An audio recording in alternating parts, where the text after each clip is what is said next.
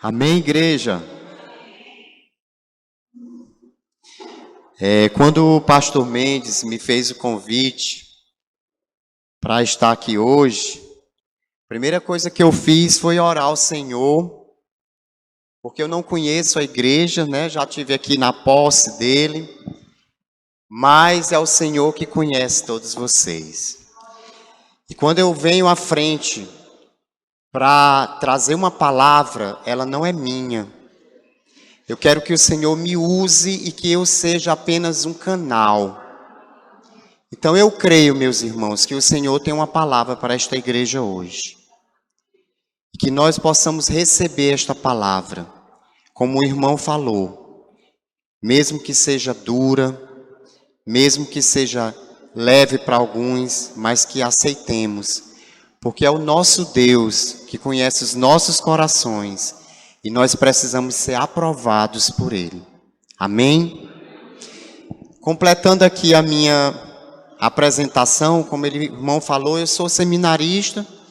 Acho que está faltando mais ou menos 1 ano e meio para eu concluir o seminário. Eu sou casado com a Mariana, ela não pôde estar aqui comigo, porque a gente se dividiu. Ela ficou lá na Ibansol e eu vim. Nós temos 2 filhos, a Sara, de 3 anos, e o Gabriel, de 1 aninho. E nós ficamos muito felizes com esse ministério, porque nós acreditamos que foi um chamado do Senhor. Embora eu exerça uma outra profissão, que eu não acredito que ser pastor seja uma profissão, porque a patente é muito alta. Então não tem nenhuma profissão que venha competir com o chamado para ser pastor. Porque você falar aquilo que Deus tem para um povo é muito mérito dado por Deus. Amém? Então vamos abrir nossas Bíblias. Eu gostaria que a igreja ficasse de pé em reverência à palavra. No texto de João 15. Essa mensagem linda que traz verdades que precisamos entendê-la. A videira e os ramos. Nós vamos ler o texto do versículo 1 ao versículo 11. E a palavra diz assim: Eu sou a videira verdadeira, e meu Pai é o agricultor. Todo ramo que estando em mim não dá fruto, Ele corta. E todo que dá fruto, Ele poda, para que dê mais fruto ainda. Vocês já estão limpos. Aqui Jesus está se referindo aos discípulos. Pela palavra que lhes tenho falado. Permaneçam em mim, e eu permanecerei em vocês. Nenhum ramo pode dar fruto por si mesmo, se não permanecer na videira. Vocês também não podem dar fruto, se não permanecerem em mim. Eu sou a videira, vocês são os ramos. Se alguém permanecer em mim e eu nele, esse dará muito fruto, pois sem mim vocês não podem fazer coisa alguma.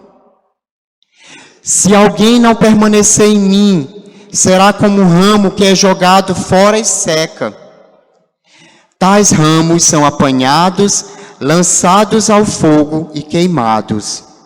Se vocês permanecerem em mim e as minhas palavras permanecerem em vocês, pedirão o que quiserem e lhes será concedido.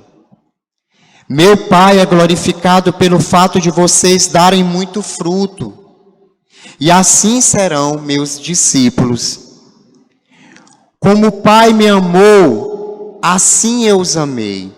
Permaneçam no meu amor, se vocês obedecerem aos meus mandamentos.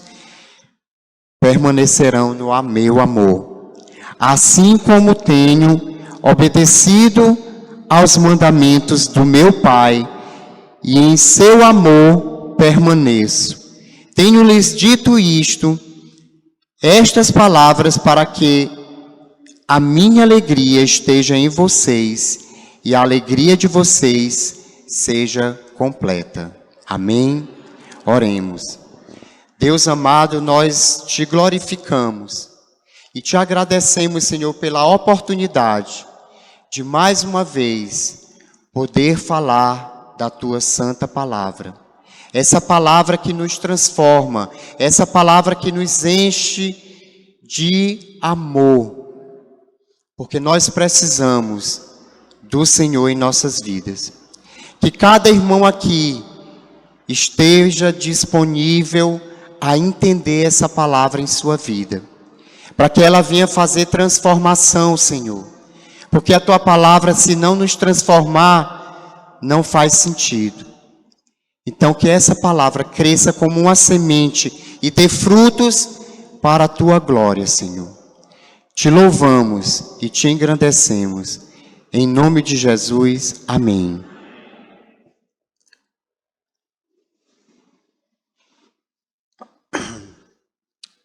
Meus amados irmãos, o profeta Isaías, no capítulo 5 do seu livro, ele disse que Israel foi a vinha que Deus plantou, limpou, cuidou, colocou muros de proteção, regou e fez tudo o que era necessário e que um viticultor precisasse fazer para que ela produzisse frutos com abundância e com qualidade.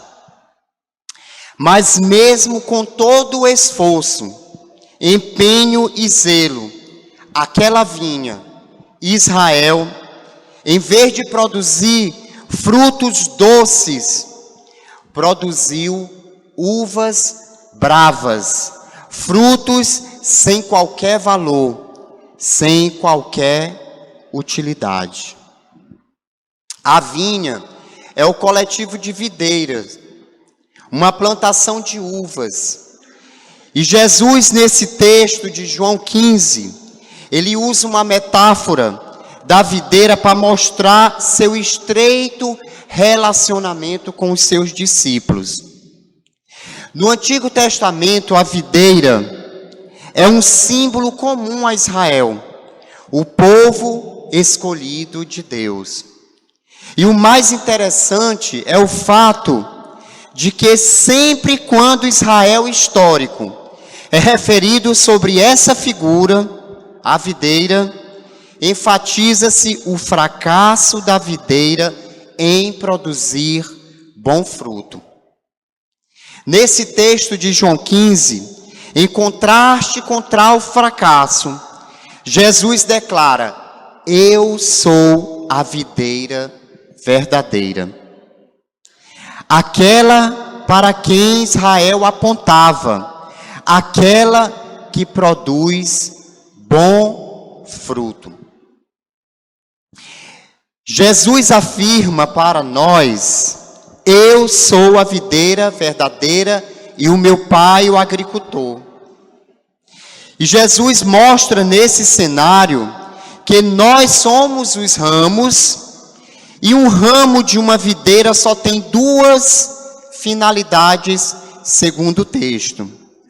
Ou ele produz fruto, ou ele é destinado ao fogo. Aqui Jesus, nesse texto lido, mostra o que Deus espera de nós como ramos. E aqui ele vai descrever 4 cenas. A primeira cena já está aqui no versículo 2. Todo ramo que estando em mim e não dá fruto, dá uma ideia de um ramo que não está produzindo fruto nenhum. Depois do versículo 2, vemos a segunda cena e está escrito ainda: todo que dá fruto, ele poda. A terceira cena traz ainda no versículo 2: o que dá fruto, poda para que dê mais fruto ainda. Então você tem não fruto, fruto e mais fruto. No versículo 5, eu sou a videira verdadeira, vocês são os ramos. Se alguém permanece em mim e eu nele, esse dará muito fruto. Então tem gente, segundo o texto, que não dá fruto. Tem gente que dá fruto, mais fruto, e gente que tem a possibilidade de dar mais frutos. No versículo 8 ele diz: meu Pai é glorificado pelo fato de vocês darem muito fruto. Você e eu somos os ramos enxertados na videira. E a videira é Jesus. A autoanálise desse texto para nós é o seguinte: quem somos nós? Nesse aspecto, você se classificaria como nenhum fruto, aquele que dá fruto, aquele que dá mais fruto, ou aquele que tem a possibilidade de dar muito fruto? O Senhor Jesus Cristo vai dizer no capítulo 15, no versículo 16: vocês não me escolheram, mas eu os escolhi para irem e darem fruto, fruto que permaneça, a fim de que o Pai lhes conceda o que pedirem em meu nome. Olha que maravilha isso. Então, quando o Pai escolheu você e me escolheu, Ele nos escolheu, Ele nos designou. É um chamado, um envio. E nesse envio, o que Ele espera de você e de mim é que nós possamos produzir frutos. Ele nos escolheu para isso. Então, assim como Israel foi plantado como vinha, e havia uma expectativa de uvas boas, e não de uvas bravas, Deus espera que você e eu possamos produzir frutos e frutos doces. Dito isto, a título de introdução, nós vamos agora analisar todo esse texto. Primeiramente, vamos pegar a ideia do versículo 2. Todo ramo estando em mim não der fruto. O que significa isto? Esse versículo ele pode ser interpretado de 3 maneiras. Primeiro, se referindo apenas a um crente nominal, que é membro de igreja, que foi batizado, que frequenta a escola bíblica dominical, que talvez exerça um cargo na igreja, mas ele não nasceu de novo. E existe crente assim nas igrejas. Esse crente não experimentou o toque regenerador do Espírito Santo. A união dele com Cristo é apenas formal e nominal. Ele só tem nome que vive, mas está morto. Pois onde não tem fruto, não tem vida. Esta é a primeira interpretação. A segunda interpretação desse texto é que o que não dá fruto, corta. É como se uma pessoa fosse salva agora, e já que não deu fruto, corta e perdeu a salvação. Ganha a salvação hoje e amanhã perde porque não deu fruto. Nós não subscrevemos essa teologia. Esse entendimento de que a salvação possa se receber e perder, nós não achamos que essa proposta é aqui a do texto. Então ela está descartada. Agora, a grande pergunta do texto é: o que significa isso, ser cortado? O que significa? Porque dá uma ideia de que o Senhor está nos cortando e jogando fora. E talvez a melhor forma de interpretar esse versículo 2 é pegar essa palavra corta e procurar no original. O que é que o original quer falar a respeito de cortar? Então vamos ao original, que é o grego, né? Porque talvez seja a chave hermenêutica do texto. E quando a gente vai no grego, a palavra corta é airó, né? E ela lá no original não seria cortar, mas tomar, levantar. Porque das várias ocorrências do verbo airó em João, o sentido é tomar ou levantar.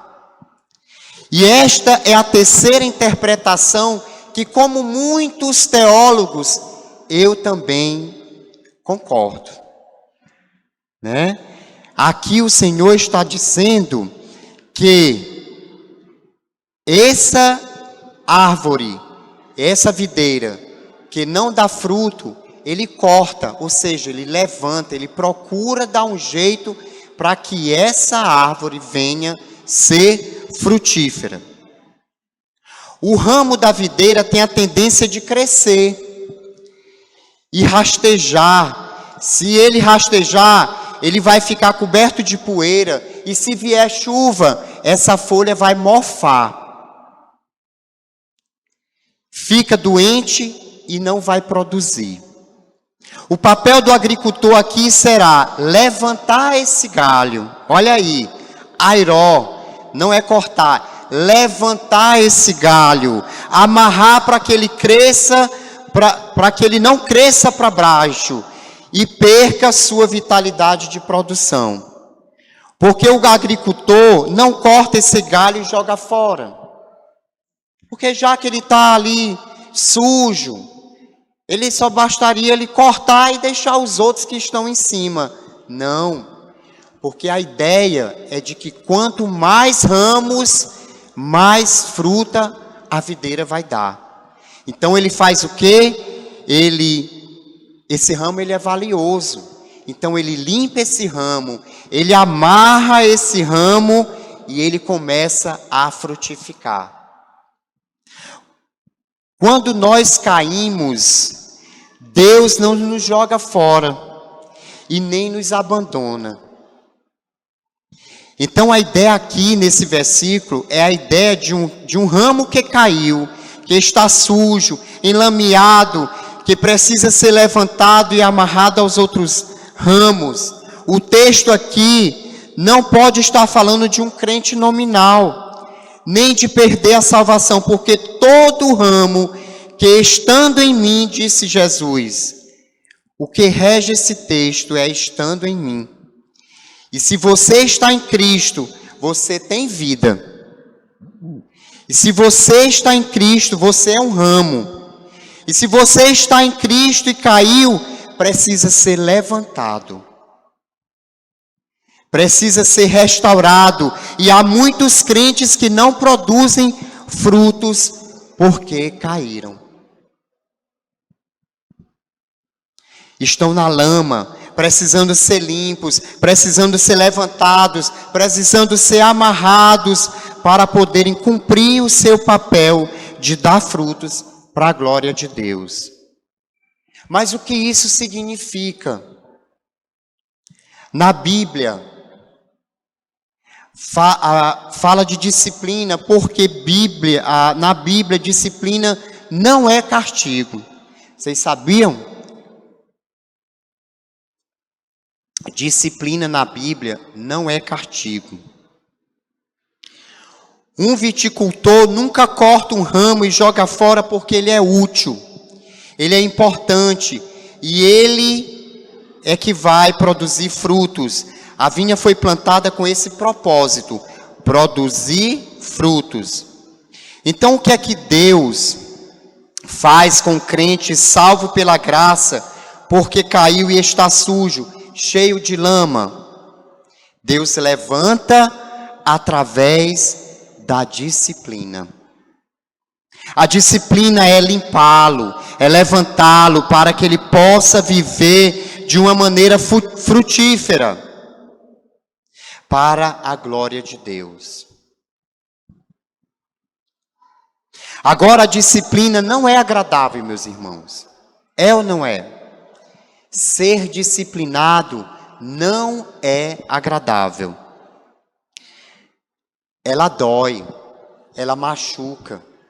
É ou não é? Ser disciplinado nos machuca. A melhor forma de entender uma disciplina é quando você passa a ser pai ou mãe. Que você vai disciplinar o seu filho e dói.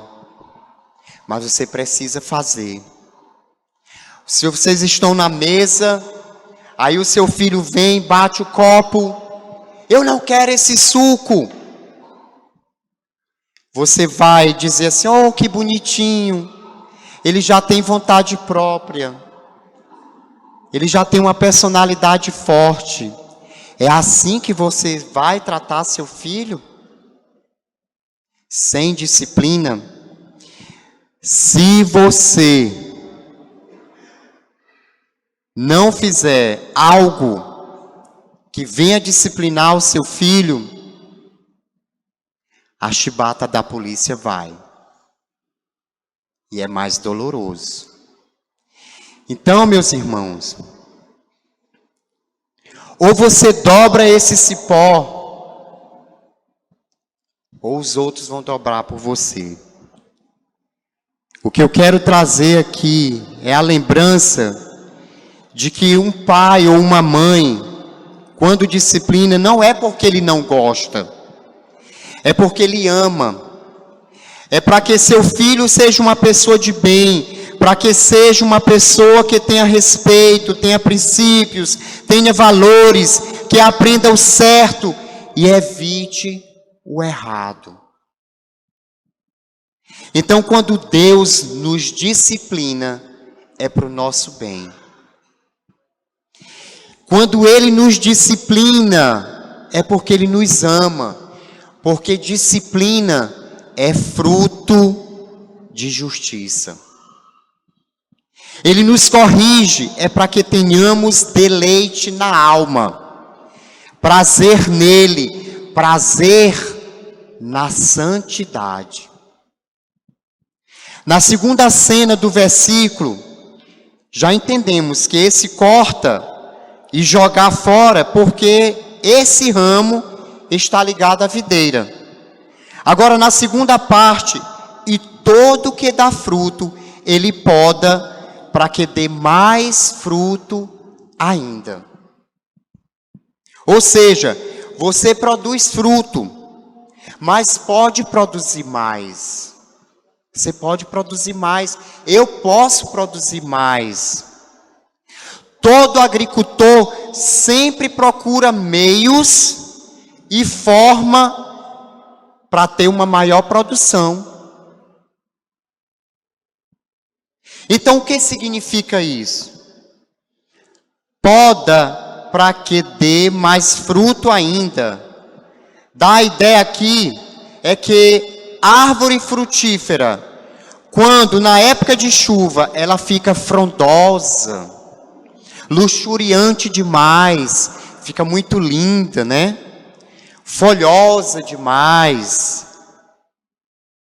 com ramos demais, daí o agricultor poda para que a luz possa entrar e ela produza frutos. Senão fica aquela planta linda, cheia de ramos e folhas, mas improdutiva. Não serve. Ora, você vai plantar um abacateiro, ele fica ali, aquela árvore linda, e você ano após ano esperando um fruto, e ele não dá fruto nenhum.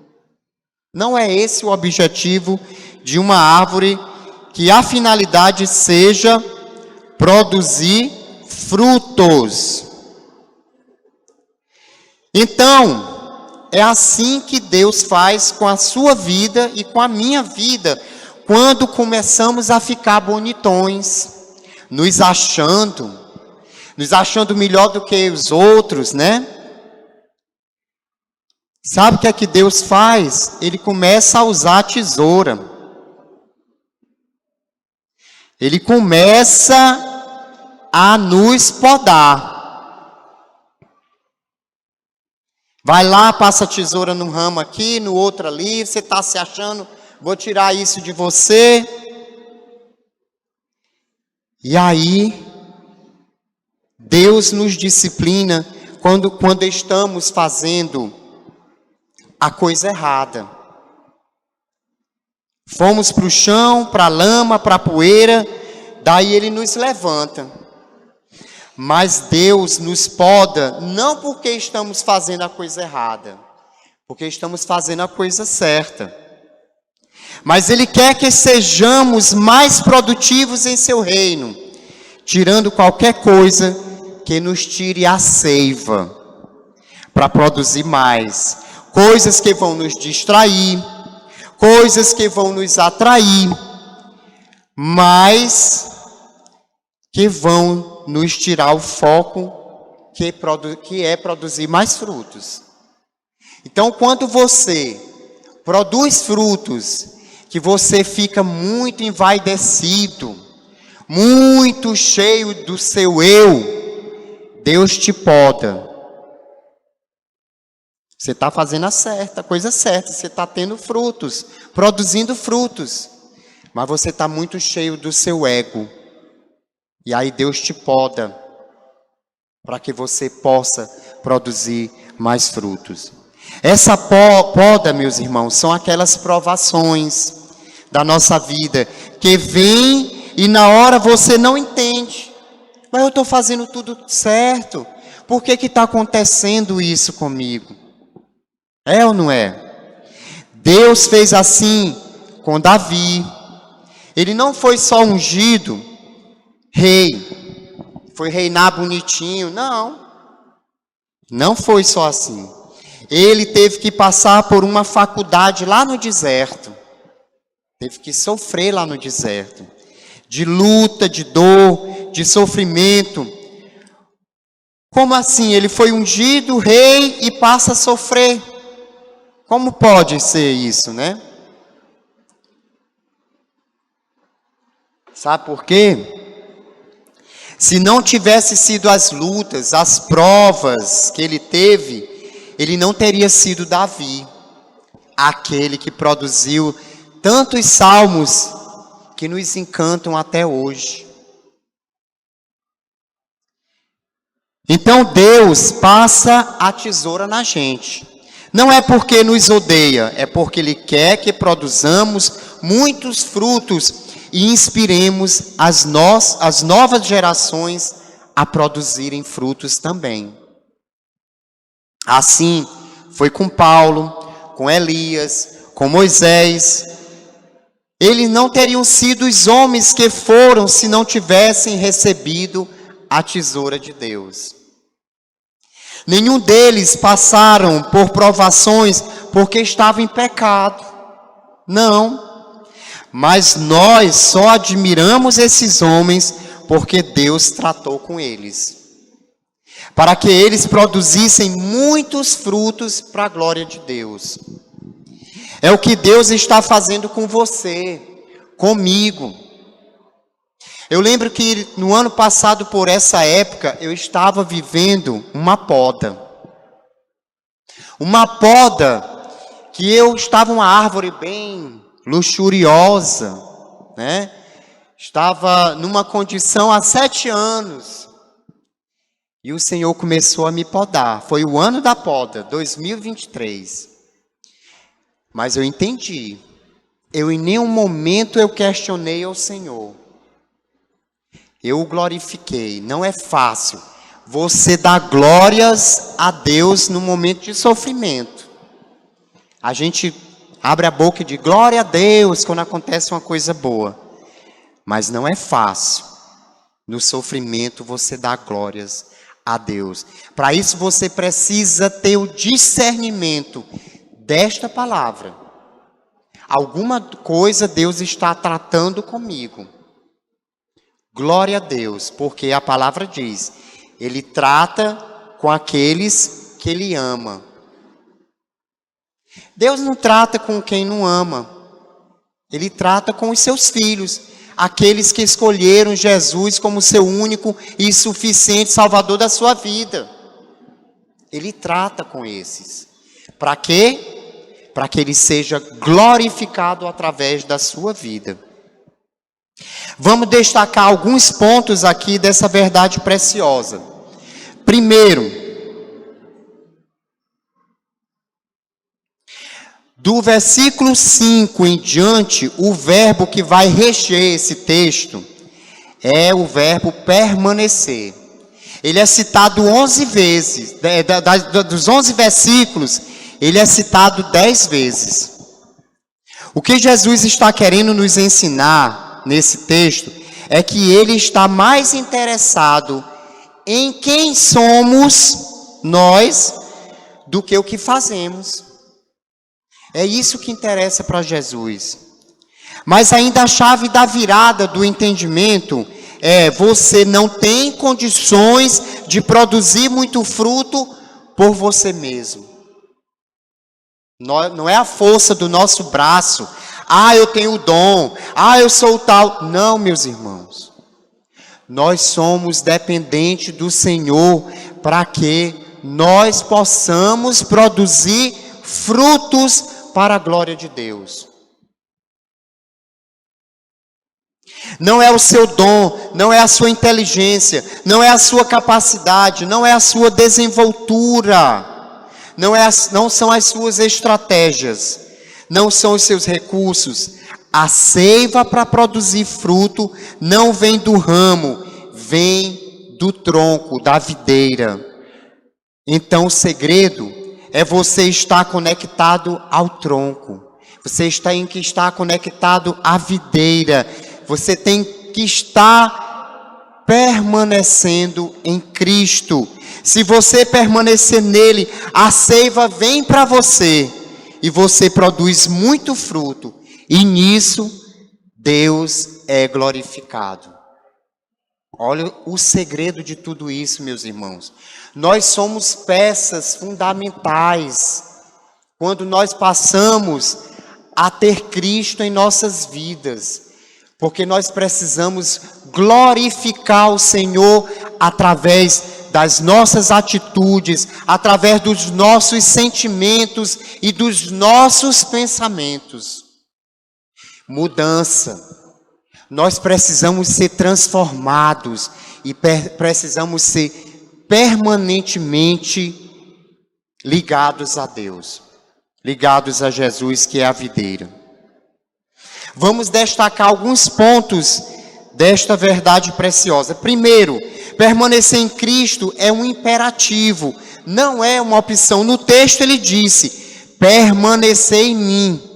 Ele não está pedindo aqui, ele está ordenando, né? Ele não está sugerindo, ele está dando uma ordem. Agora, o que é permanecer em Cristo? Nós estamos ligados em Cristo, Ele é a cabeça e nós somos o corpo. Ele é o tronco e nós somos os ramos. Permanecer em Cristo tem a ver com relacionamento. Relacionamento. Intimidade, comunhão. Como é a sua vida? Quando você voltar para casa hoje, amanhã começa uma nova semana. Você pega a sua Bíblia, coloca lá na estante, esquece a palavra, esquece de orar. O mundo, os teus afazeres te engolfa, te envolve, e você espera o domingo novamente para você estar aqui. Mas durante a semana, nada te faz ter um relacionamento com o Senhor. Permanecer em mim. Vejamos o versículo 6. Se alguém permanecer em mim, será como um ramo. Se alguém não permanecer em mim, será como um ramo que é jogado fora e seca. tais ramos são apanhados, lançados ao fogo, e todo ramo que estando em mim não dá fruto, ele corta, ele levanta. Se você não estiver ligado a Cristo, você é um ramo que não dá fruto. Se você não tiver um relacionamento com Cristo, você não vai dar frutos. Você não vai glorificar o Senhor através da sua vida. E você precisa, através do seu testemunho, no lugar de trabalho, na escola, em casa, que é o nosso primeiro ministério, você precisa demonstrar a presença de Deus na sua vida para que Ele seja glorificado. Para que outras pessoas, através do seu comportamento, possam ver Jesus em você. E dizer, eu quero ter um relacionamento com Jesus. Assim, você vai estar glorificando o Senhor.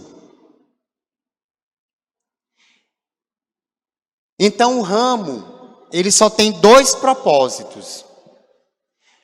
Ou ele dá fruto, ou ele vai para o fogo.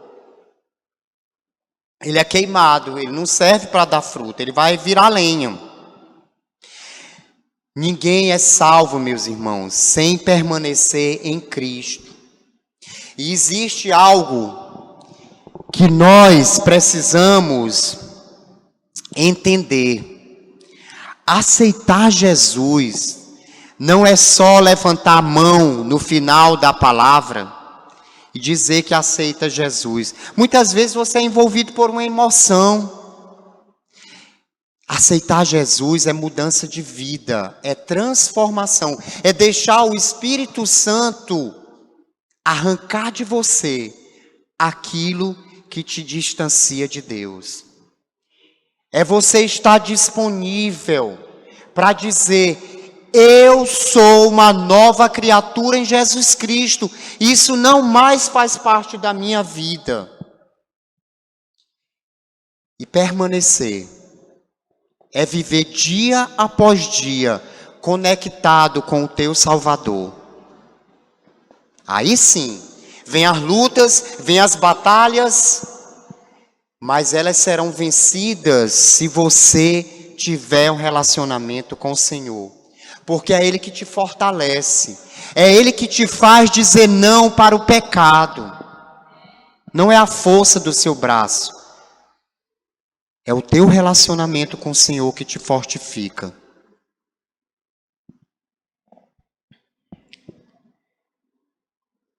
Cristo, Ele é vital para a sua salvação. A transformação, ela é necessária.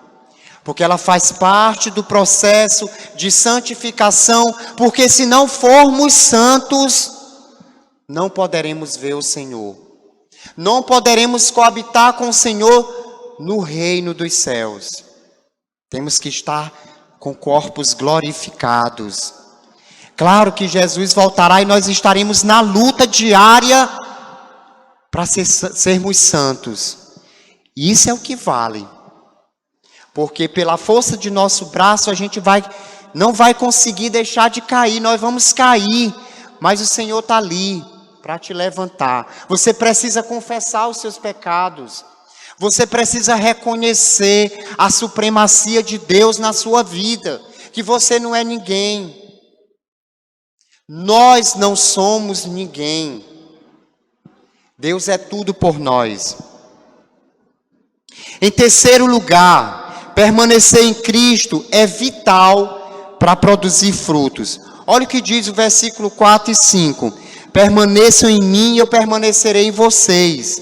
Nenhum ramo pode dar fruto por si mesmo, se não permanecer na videira. Vocês também não podem dar fruto se não permanecerem em mim. Eu sou a videira, vocês são ramos.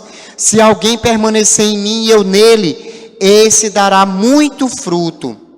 Pois sem mim vocês não podem fazer coisa alguma. Não somos nós.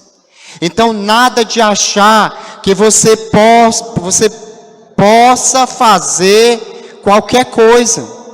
Você só pode produzir frutos se estiver em Cristo. Sem Ele você não faz nada. Sem Ele você não é nada.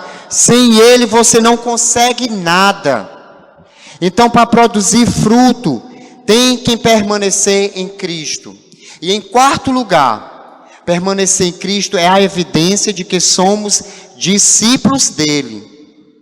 Olha o versículo 8. Meu Pai é glorificado pelo fato de vocês darem muitos frutos, e assim serão meus discípulos. Então eu pergunto para você, você é um discípulo de Jesus? Você produz frutos? Você é conhecido como discípulo pelo fruto. Olha aqui a divisa de missões. Nisto conhecerão todos que sois meus discípulos, se tiverem amor uns pelos outros. E amor é fruto do Espírito. Vejam o versículo 9. Como o Pai me amou, assim eu os amei. Permaneçam no meu amor. Não pode você permanecer no amor de Deus se você não estiver ligado a Cristo. Se você não estiver ligado à videira, você não demonstra amor de Deus. Você não se sente amado por Deus. Você não se torna instrumento e canal do amor de Deus para outras pessoas. Você chega no seu trabalho, você é mais um. Você chega na escola, você é mais um. Você é igual aos outros. Você chega no seu lar, que ainda existem pessoas que não fizeram uma decisão por Jesus, e as pessoas não te olham diferente. Você não está colhendo frutos para Jesus. A nossa vida, ela precisa trazer dúvida nas pessoas, no sentido de o que é que está acontecendo com você. Você tem algo diferente. Eu lembro que eu me desviei dos caminhos do Senhor quando eu tinha 15 anos. Eu nasci no lar cristão, fui morar em Caxias. Eu morava em Caxias. Aí vim estudar aqui. Nesse íntero de vir estudar aqui, eu perdi meu pai com 17 anos, perdi minha mãe com 19 e logo em seguida 2 irmãos. Eu morava aqui na casa de uma tia que não era evangélica. Satanás encontrou brechas e eu me desviei. Há longos anos vividos no pecado me trouxeram experiências ruins de entender que uma vida sem Jesus é uma vida fracassada. Mas um dia, o Espírito Santo me moveu a abrir a minha boca e lançar uma palavra de poder. Lembro como se fosse hoje, eu estava dirigindo meu carro e eu virei e disse: Senhor, eu vou voltar para os teus caminhos, voltar para onde eu nunca deveria ter saído. Ele só precisava ouvir isso de mim. O Senhor transformou a minha vida. Onde eu estou hoje? Estou sendo um discípulo dele. É uma patente de valor. A minha missão aqui, de levar a palavra, é a minha maior missão. Então eu procuro hoje dar frutos para glorificar o meu Deus. Eu voltei para os caminhos dele. E ele transformou a minha vida de tal forma que nem casar eu pretendia me casar. E hoje ele me deu eu olho para a minha família linda que ele me deu. E minha preocupação maior hoje é algo que eu espero assim, com tanto anseio, e que eu já disse, que no dia que meus filhos aceitarem Jesus, na mesma hora eu faço um banquete lá em casa. Porque não é o aniversário que é a melhor festa, mas é a escolha por Jesus. Um pai que tem um filho que escolhe Jesus como seu único e suficiente Salvador pode morrer feliz. Pode morrer feliz. Porque ele está devolvendo uma bênção que Deus te deu para a glória. Não tem coisa pior do que um filho morrer sem Jesus. Então é um motivo de festejar. Se um filho, um parente nosso, escolhe Jesus como o único e suficiente Salvador, é porque é um motivo de grande festa. Então, dando continuidade aqui, meus irmãos.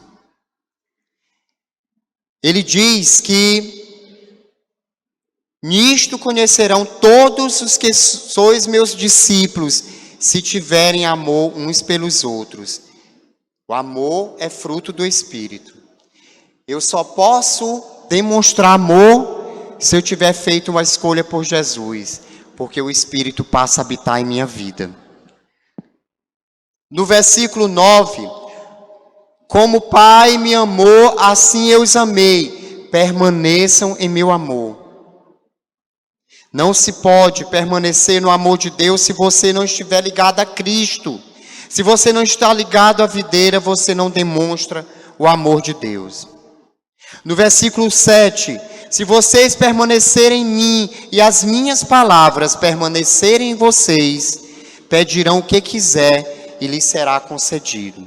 Então, comunhão com Cristo é a base, é o alicerce da sua vitória em oração.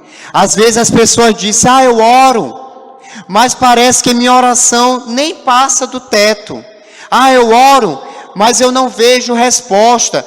Eu oro, mas não vejo evidência de que Deus está ouvindo a minha oração.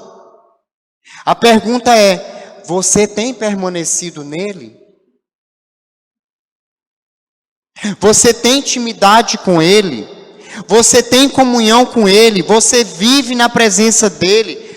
Permanecer em Cristo é a evidência de que você tem uma vida de oração bem-sucedida. Se você ora e o Senhor ouve a tua oração, é porque você está tendo um bom relacionamento com Ele, porque isso é uma evidência. E o nosso Senhor, Ele é relacionável. Ele gosta de se relacionar conosco. Ele é tão educado que se você não o buscar, ele fica quietinho ali no lugar dele. Ele não invade a sua vida se você não for atrás dele. Nós temos que buscar ter um relacionamento com o nosso Deus. No versículo 10, se vocês obedecerem os meus mandamentos, permanecerão no meu amor, assim como tenho obedecido os mandamentos de meu Pai, e em seu amor permaneço.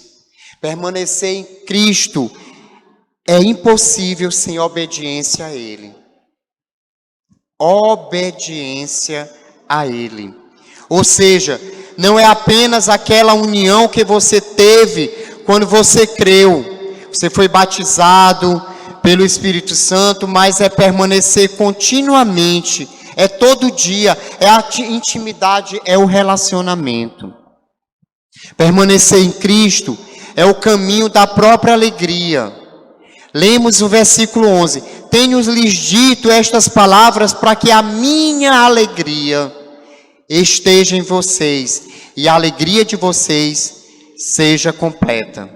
Aqui neste versículo nós temos outra marca de um cristão, que é ter alegria. Você é uma pessoa alegre? Você é uma pessoa alegre? Eu não perguntei se você está alegre. Eu perguntei se você é uma pessoa alegre. Estar alegre pode ser uma situação circunstancial. Se você passou no concurso, você fica alegre. Se você foi promovido no trabalho, você está alegre, você fica alegre. Você comprou um carro novo, você fica alegre. Mas não é isso que Jesus está tratando. Ele está falando aqui para os apóstolos, só para eles, para os 12. Ele não estava falando para a multidão. O que aqueles homens enfrentaram na vida, os apóstolos, os 12, o que foi que eles enfrentaram? Foram promovidos, eles foram aplaudidos aonde foram. Paulo diz que eles foram considerados escórias. Os discípulos foram considerados lixo do mundo. Sabe o que aconteceu com eles? Todos foram martirizados. Mas leiam a história deles. Eles não estavam tristes, existia alegria. É a alegria de Deus em você. É a alegria do Espírito Santo em você. É a alegria de você permanecer no amor de Deus. Então eu gostaria de concluir com aquela cena. Quando Jesus vai voltando para Jerusalém, vindo ali de Betânia, que ele encontra uma árvore frondosa, luxuriante. E aí, Jesus está com fome. Ele se aproxima, abre a folhagem, procura as frutas e não as encontra. Jesus foi atrás dos frutos, porque segundo os agricultores, a videira primeiro ela dá as folhas, depois é que ela dá os frutos. Então, se estava cheia de folhas ali, Jesus foi atrás dos frutos. E aí Jesus não encontrou nenhum fruto na videira. E aí ele amaldiçoou aquela figueira, aliás, videira não, figueira. Ele amaldiçoou a figueira. O que Jesus quis nos ensinar com essa atitude dele, de amaldiçoar a figueira?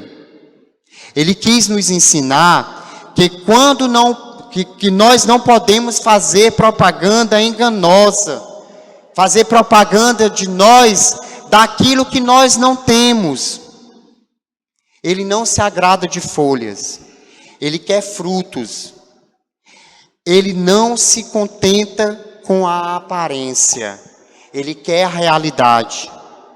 E a pergunta que eu faço hoje para vocês: que tipo de ramo você é na figueira? Aquele ramo que não está dando fruto porque caiu e precisa ser levantado? Aquele ramo que está produzindo fruto, mas pode produzir mais fruto? E a tesoura de Deus está passando em sua vida, e você não entende por que as coisas estão acontecendo. Ou aquele que produz muito fruto para a glória de Deus? Quem é você na videira? E nisto todos reconhecem que você é um discípulo de Deus. Se você produz muitos frutos, as pessoas vão te reconhecer como um discípulo de Deus. Que Deus nos ajude nesta noite, meus irmãos, a sermos ramos produtores de frutos, muitos frutos para a glória de Deus. Porque o nosso papel aqui é glorificar o nome de Deus. Nós precisamos entender que não é a força do nosso braço que vai nos levar para a eternidade. Precisamos entender que nós temos uma missão que Deus deixou para nós, e nem para os anjos Ele deu, que é levar a sua palavra. Mas para isso, nós precisamos ter frutos. Que adianta você falar para alguém da sua casa de Jesus e você não der exemplo? Você não ser um testemunho vivo no seu trabalho? Você tem um comportamento separado dos outros. Isso não é se isolar, não. É ter um comportamento cristão para que as pessoas possam ver Jesus através das suas atitudes. Nós precisamos produzir frutos. E para produzir frutos, nós precisamos permanecer em Cristo.